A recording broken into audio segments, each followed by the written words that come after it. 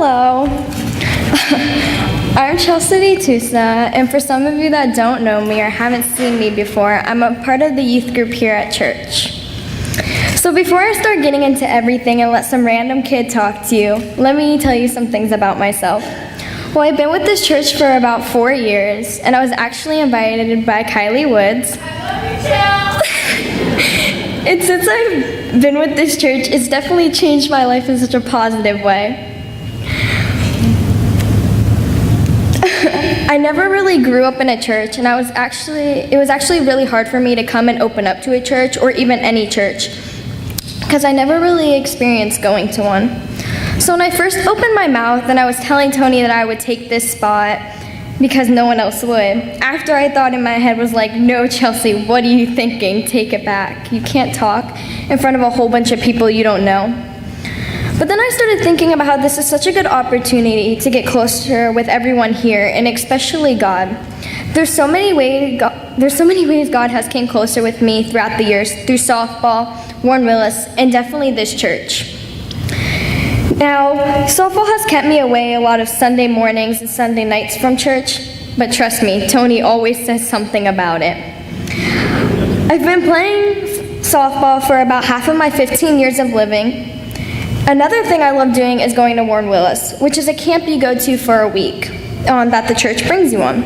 When Tony and Kylie started telling me more details about it, they started talking about how you learn a lot about Jesus, and you couldn't bring a phone for a week. And the first word that popped in my head was Jesus camp, and that's when I stopped both of them. I was like, you want me to go to Jesus camp without a phone for a week? Then the week after, they showed me a video of it, and there were beach balls and flashing lights, and there was a DJ, and I was like, okay, I'm going to this camp. And at that time, I really wasn't thinking about learning about Jesus. I just couldn't wait to go to a camp with my friends. But honestly, I would have never thought that this camp would have drew me closer with God. This camp is definitely a big inspiration to me. This year was my second year going, and it wasn't until my second year till I really connected with God and just felt my connection with God grow deeper in myself. And I just wanted to tell everyone about it. That's how I became a witness with God. So when you think of witness, what do you think of? Maybe a courthouse or a witness stand? Maybe those types of things. But with this kind of witness we're talking about sharing your story, maybe in fact your life story or your past. Telling people about God everywhere you go, even sharing your story about what you think about God. Talking about this and sharing your story makes me think of the passage John chapter 4. And for some of you that don't know that passage, it's about a young lady that has a rough past. She's been divorced many times, and back then, it's just something you don't do. And Jesus, even though he knew her past, he still wanted to talk to her and share his story. And it's insane that even though her past, Jesus still wanted to share his story.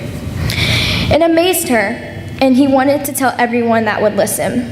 Well, even with her past, she wanted to be a witness and tell people.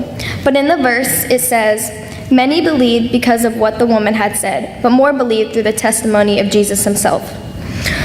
So how many people have had a story they were dying to tell? A lot? Okay, well, I know I have. And when I came back from the World Series for softball, I was dying to tell my friends and family about how we came in third place. And when I was telling people, they were like, okay, Chelsea, you talk about softball all the time. And with the young lady, people also got annoyed with her. When people were listening to her and they were like, okay, lady, we know your past. But when they met Jesus, they were shocked and amazed and maybe even thrilled. Just imagine their emotions they were having. Also, when me and Tony were going over this, he brought up such an amazing fact that the Samaritans wanted Jesus to stay with him was extraordinary since he was a Jew.